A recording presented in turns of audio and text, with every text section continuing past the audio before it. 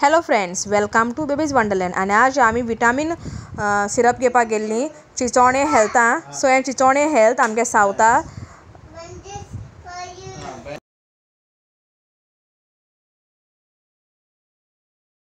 जायतो पास पडटालो।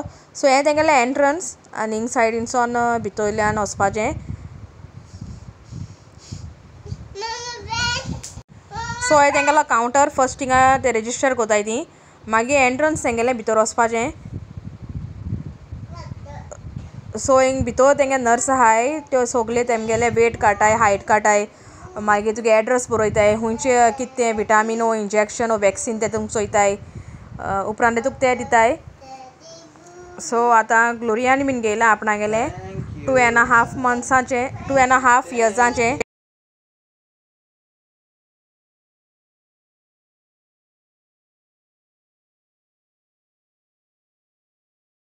सो एश कोन्न तुमी तुमगेल्या भुरग्यांक टायमा प्रमाणे घालपाचें, कित्याक तीं मार्क कोन्न दिताय नेक्स्ट हें आतां आमगेलें नेक्स्ट फेब्रुवारी म्हयन्या विटामीन तेगे सिरप।